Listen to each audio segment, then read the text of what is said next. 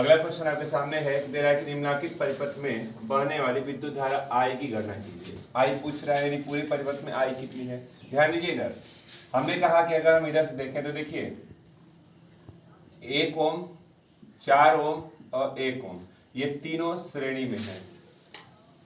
ठीक है, एक तरह से कनेक्ट है, श्रेणी में है, तो इनका जो तुल्य प्रतिरोध होगा वो R हो जाएगा कितना, 1 धन 4 धन 1, 1 धन 4 धन 1, यानी R हो गया 5 1 6 ओम। यानी अब ये जो परिपथ हमारे पास बन रहा है, अगर हम डिजिटली इसको सॉल्व करें तो ये हो जाएगा कुछ, देखिए ऐसे।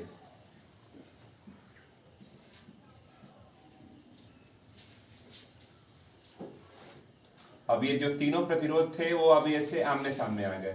ये हमारे पास 2 ओम, 1 ओम और यहाँ पे हमारे पास 6 ओम था, और इसको जोड़ने के बाद 6 ओम आ गया, तो ये ऐसे आमने सामने हो गया।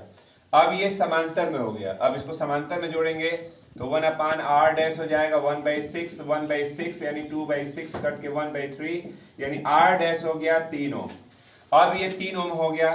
3 ओम होने का मतलब कि हमारे पास जो फिगर है कुछ ऐसे हो गया, देखिए। अब वो भी ऐसे इतने तक ही आ गया, ये कुंजी हो गई, बैटरी हो गया, ये ऐसे, यानी 1 2 और यहाँ पे हो गया 3। अब ये जो तीनों हैं, ये 10 वोल्ट की बैटरी है, रहने दीजिए। अब ये जो तीनों हैं ये हमारे पास फिर श्रेणी में मिल गया, तो श्रेणी का मतलब हमारे पास तुल्य प्रतिरोध हो जाएगा R double dash is equal to 1 + 2 + 3, यानी R डबल डैश हो जाएगा 5 1 6 ओम, यानी पूरे परिपथ में 6 ओम का प्रतिरोध है। यानी हमारे पास प्रतिरोध आ गया, वोल्टता दी गई है, तो ओम के नियम से धारा निकाल सकते हैं। फार्मूला होता है, लिख सकते हैं ओम के नियम से। ओम का नियम कहता है V बराबर I R, R की जगह R डबल डैश हो जाएगा, I हो जाएगा V/R डबल डैश, तो V की जगह पे हमारे पास 10 दिया गया है और R हो गया 6, यानी 5/3, यानी I की वैल्यू हो जाएगी कुल मिला के 5/3 को आप चाहें तो डिवाइड कर लीजिए, तो ये हो गया 3 × 1 = 3, 20 6 7 एम्पियर। ये आंसर है, नोट कर लें। आया है, देखिए यहाँ पे हम लोगों ने यहाँ दिया था क्वेश्चन में 12 वोल्ट, तो 12 वोल्ट, तो ये 12 वोल्ट ही होना चाहिए। तो आज यहाँ पे 12 वोल्ट ले लीजिए, तो 6 दूना के 12, यानी हमारे पास 2 एम्पियर की धारा है। अब इसकी जरूरत नहीं है। अगला प्रश्न आपके सामने है कि संलग्न परिपथ में गणना कीजिए। पहला A व B के मतलब पूरे का टोटल पहले नेट प्रतिरोध चाहिए। हम अगर डायग्राम को देखें तो देखिए इधर ये 1 ओम, 2 ओम और 1 ओम, ये तीनों हमको श्रेणी में दिखे। श्रेणी में दिखे तो श्रेणी में दिख गए, तो अगर हम इसको जोड़ेंगे तो हम लिख सकते हैं कि R बराबर 1 + 2 + 1 यानी कि 4 ओम हो गया। अब अगर हम डायग्राम की बात करें तो यही डायग्राम कन्वर्ट होके कुछ ऐसे हो जाएगा। देखिए यही डायग्राम कन्वर्ट अगर हम कर लेंगे श्रेणी में जोड़ने के बाद, तो हम इसी को बना सकते हैं कुछ ऐसे। ये 4 ओम हो गया, ये भी अब 4 ओम हो गया। अब ये आमने सामने हो गए। आमने सामने का मतलब समांतर में हो गया, तो तुल्य नेट, इस पूरे परिपथ का नेट प्रतिरोध अगर हम निकालेंगे तो लिखेंगे, अब ये समांतर में है तो समांतर का फार्मूला आपके पास है समांतर क्रम का कि 1/r dash is equal to 1/4 + 1/4, यानी 2/4 कट के 1/2 हुआ, तो R डैश की वैल्यू 2 ओम हो गई। पहला आंसर आपका कितना हो गया, इसके बीच तुल्य प्रतिरोध जो है A व B के बीच 2 ओम का है। दूसरा बैटरी की धारा की बात करता है, तो दूसरे के लिए आपने कहा, देखिए ओम का नियम हमारे पास है। ओम का नियम आपके पास है क्या, V बराबर I, और नेट प्रतिरोध हमारे पास R डैश है, V बराबर IR। हमारे पास वोल्टता दी गई है और प्रतिरोध आ गया है, तो धारा निकाल लेते हैं कितना, V/R डैश, तो V की वैल्यू 2 और R डैश की वैल्यू 2 है, यानी 1 एम्पियर की धारा हो गई। दूसरा आंसर। अब जब परिपथ की बात करते हैं तीसरे में, तो 2 ओम प्रतिरोध को आइए। 2 ओम प्रतिरोध का मतलब ये, तो यहाँ से जब बैटरी से जब ये धारा यहाँ से आगे बढ़ी है, तो यहाँ से देखिए इधर और इधर दो तरफ डिवाइड हो रही है, यानी 1 एम्पियर की जो धारा थी 2 बराबर भागों में डिवाइड हुई, तो 0.5 एम्पियर 0.5 एम्पियर उधर जा रही है। ठीक है, आधा आधा हो गया। तो अब हम तीसरे पे आएंगे, तो हमको ये श्योर है कि यहाँ पे जो हमारे पास धारा थी 0.5 एम्पियर की थी, धारा मालूम हो गई और प्रतिरोध दिया गया है। तो पूछ क्या रहा था, इस पर विभवांतर कितना होगा, तो आपने लिखा विभवांतर V बराबर I R, तो V बराबर I हो गया 0.5 और R की वैल्यू 2 है, तो V बराबर 5 दूना के 10, यानी 1 वोल्ट की विभवांतर यहाँ प्रभावित हो रही थी। नोट कर ले। देखिए दिया क्या है कि दिए गए परिपथ में अमीटर ए का पाठ्यांक, इसका पाठ्यांक ज्ञात करना है, यानी कि धारा ज्ञात करनी है। आपने देखा कि 3 ओम और 1 ओम दोनों श्रेणी में है, तो दोनों श्रेणी में है तो लिखेंगे 3 ओम व 1 ओम।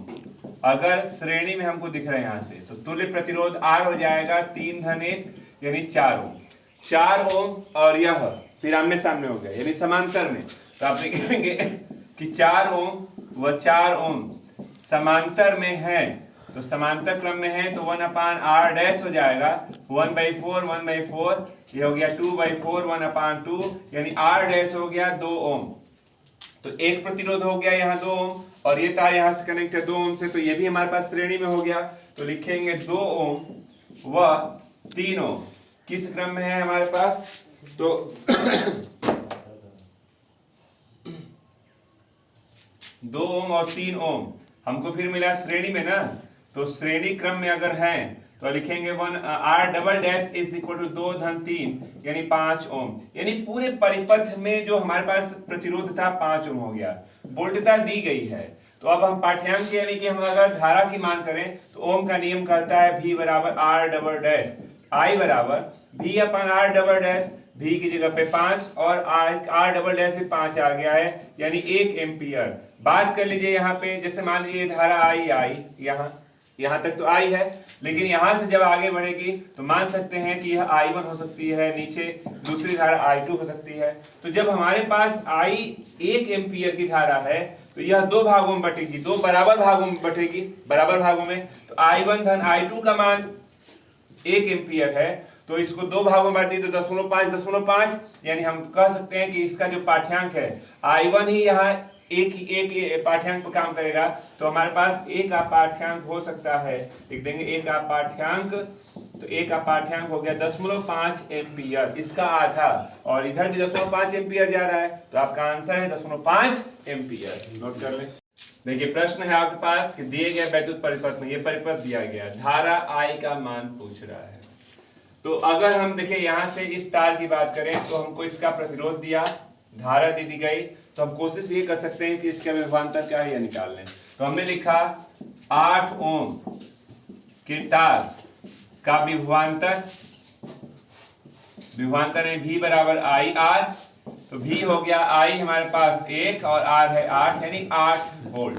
तो 8 वोल्ट की यहाँ पे वोल्टता है, तो पूरे परिपथ में तो इधर भी 8 वोल्ट की वोल्टता होगी, क्योंकि पूरे परिपथ में समान वोल्टता प्रवाहित होती है, तो इधर भी 8 ओम है। तो हम लिख सकते हैं कि 2 ओम का विभवांतर, 2 ओम का विभवांतर अगर उसकी बात करें तो विभवांतर वो भी 8 ही होगा, तो विभवांतर V बराबर I R, I की जगह पे हमको निकालना है और R उधर 2 दिया गया है, I बराबर 8/2 यानी 4 एम्पियर, यानी हमारा आंसर क्या है I का मान 4 एम्पियर। नोट कर लें।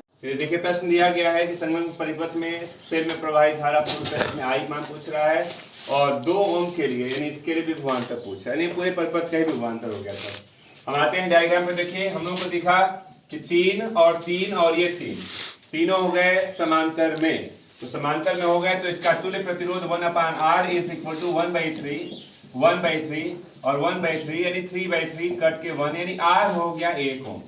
यह 1 ओम हो गया, इसके बगल में ये 2 ओम है, तो दोनों श्रेणी में दिख रहे हैं, तो लिखेंगे कि 2 ओम व 1 ओम श्रेणी क्रम में है, अतः तुल्य प्रतिरोध की बात कर लीजिए तो R dash is equal to 2 + 1 यानी 3 ओम। पहला देखिए पूरे परिपथ का प्रतिरोध आ गया। जब प्रतिरोध हमारे पास है और वोल्टता दी गई है तो पहला रिजल्ट कह रहा है I बता दीजिए। तो ओम का नियम है हमारे पास, पहला लेते हैं ओम के नियम से। तो ओम का नियम कहता है V बराबर I R डैश, क्योंकि R नेट हमारे पास डैश है, तो हमने कहा I बराबर V अपान R डैश, तो V की जगह पे 6 और ये हो गया 3 दूना के 6 यानी 2 एम्पियर, पहला आंसर। दूसरे पे आते हैं, तो दूसरे में कहता है कि 2 ओम प्रतिरोध दे दिया, विभवांतर पूछ रहा है, तो आपने कहा कि प्रतिरोध दिया गया यानी R दे दिया है 2 ओम और हमारे पास पूरे परिपथ की धारा मालूम है I बराबर 2 एम्पियर, तो V बराबर IR से ले लीजिए, तो V बराबर I यानी 2 गुणित 2, तो V बराबर 4 वोल्ट का विभवांतर हो जाएगा, जो पूछ रहा था। नोट कर ले। दिया है प्रश्न अगला, बिंदु A से B की ओर 10 के घात 8 इलेक्ट्रॉन यानी संख्या है, N हो गया इतना इलेक्ट्रॉन, 10 के घात 4 सेकेंड समय दे दिया, 10 के घात 4 सेकेंड का समय है, में प्रवाहित होती है। वैद्युत धारा पूछ रहा है, यानी आपसे I पूछा, जबकि और इसकी दिशा भी पूछ रहा है, जबकि इलेक्ट्रॉन का आवेश है 1.6 10 के घात 19 कूलम। तो सूत्र था हम लोग के पास Q बराबर IT और Q बराबर NE। उस फार्मूले से हमने लिखा था NE बराबर, हम लोग के पास फार्मूला था कि NE बराबर IT, इसी फार्मूले से ले लीजिए। इससे अगर हमको I बनाना है तो लिखेंगे I बराबर NE अपान T। चलिए मान रख लेते हैं, N की जगह पे मालूम है संख्या कितना, 10 के घात 8, ठीक है, और E की जगह पे 1.6 और 10 के घात 19 कर लीजिए, और T हमारे पास 10 के घात 4 है। हल करेंगे तो देखिए 1.6 10 के घात 19 था, ये 10 के घात 8 था, ये भी ऊपर जाएंगे तो 10 के घात धन में हो जाएगा। तो हमारे पास I बराबर 1.6, देखिए 8 और 4 12 हो जाएगा, तो 19 में से 12 घटा दीजिए, हमारे पास हो गया कितना 7, यानी 10 के घात कर सकते हैं 7, और I है, I मतलब एम्पियर हो गया, ठीक है। इसकी बात कर रहा है कि दिशा क्या होगी, तो जब प्रवाहित हो रहा है A से B की तरफ, तो इसकी दिशा हो जाएगी उल्टा, लिखेंगे दिशा B से A की ओर। ये आपके पास कंप्लीट आंसर हो गया, नोट कर लें। है एक इलेक्ट्रॉन अपनी कक्षा में गति करते हुए 1.1 मिली एम्पियर, एम्पियर यानी धारा I हो गई, 1.1 मिली को हटा देंगे, 10 के घात 3 से गुणा कर लीजिए, एम्पियर हो गया। वैद्युत धारा उत्पन्न होती है इलेक्ट्रॉन की अपनी कक्षा में गति करते आवर्तकाल यानी समय पूछ रहा है, जबकि E दिया गया है 10 के घात 19 कूलम। तो हम जानते थे क्या, Q बराबर IT, Q बराबर IT होता था, तो Q आवेश को इंडिकेट करता है, यानी E बराबर IT बोल सकते हैं। तो हमारे पास T बराबर सूत्र हो गया E अपान I। मान रखते हैं E की जगह पे 1.6 10 के घात 19 कर लीजिए, और I का मान दिया गया 1.1 10 के घात 3 कर सकते हैं। 1.6 में 1.1 से भाग दीजिए, कट गया, 0.16 में 11 से भाग देंगे 1.45, ये ऊपर जाएगा, तो 19 में से 3 गया 16, तो इतना, और ये समय है, तो इसका मात्रक हो जाएगा सेकेंड। आंसर क्या है कि एक वैद्युत चालक में 3.2 × 10 के घात 20 इलेक्ट्रॉन यानी संख्या हो गई, 3.2 10 के घात 20 इलेक्ट्रॉन संख्या हो गई, प्रति सेकेंड यानी समय दे दिया 1 सेकेंड में प्रवाहित होती है। वैद्युत धारा पूछ रहा है I बता दीजिए, जबकि इलेक्ट्रॉन का आवेश है 1.6 10 के घात 19 कूलम। तो सूत्र हमको दिख रहा है Q बराबर IT, Q बराबर NE। उससे हमको एक नया सूत्र मिला था, आपने लिखा भी था कि NE बराबर IT। इससे अगर लेते हैं तो हमको चाहिए I बराबर NE अपान T कर सकते हैं। तो चलिए NE और T का मान रखते हैं। N का मान हो गया 3.2 10 के घात 20, और E का मान है 1.6 10 के घात 19, और समय है 1। तो हमारे पास I का मान हो जाएगा, देखिए इसके साथ गुणा करेंगे तो घात जुटेगा, तो 20 में से 19 गया 1 यानी 10 हो गया, और इसका गुणा कर लेते हैं तो 3.2 1.6 और गुणते 1 10 हो गया। चलिए हल करते हैं, गुणा कर लेते हैं तो 3 यानी 32 और 16 जो हो गया 12 1 18 19 2 3 यानी कि 2 10 1 11 4 1 5, यानी 2 स्थान पे दशमलव ले लेंगे, यानी इसका गुणा करने पे हमारे पास 5.12 आया, गुणते 10 गुणा कर लीजिएगा तो 51.2, और धारा का मात्रक होता है एम्पियर। तो ये आपके पास आंसर बनता है, नोट कर लें। ये वैद्युत हीटर पर 120 वोल्ट विभवांतर है, यानी कैपिटल V। कूलम दे दिया यानी आवेश 10 कूलम का आवेश है। तो पूछ रहा है कितनी ऊर्जा व्यय उत्पन्न होगी, तो ऊर्जा कैपिटल W होता है VIT, जबकि हम जानते हैं देखिए IT Q बराबर IT होता है, यानी IT बराबर Q होता है, तो V इंटू Q बोल सकते हैं। तो ये हो जाएगा V दिया गया है 120 और Q का मान है 10, तो ये ऊर्जा हो गई 1200, ऊर्जा का मात्रक होता है जूल, तो ये आपका आंसर बनता है। नोट कर 100 वाट यानी पी हो गया, 220 वोल्ट यानी भी हो गया। पूछ रहा है प्रतिरोध, तो सूत्र होता है, हम लोग जानते हैं कि P बराबर V² अपान R, तो R बराबर V² अपान P। चलिए रखते हैं, V² का मतलब 220 गुणते 220 कर लीजिए, और P का मान दिया गया है 100, 1 2 2 0 कट गया, यानी R हो जाएगा 22 में 22 से गुणा कर दीजिए 484, और R होता है प्रतिरोध, और प्रतिरोध का मात्रक होता है ओम, तो 484 ओम। नोट कर लें।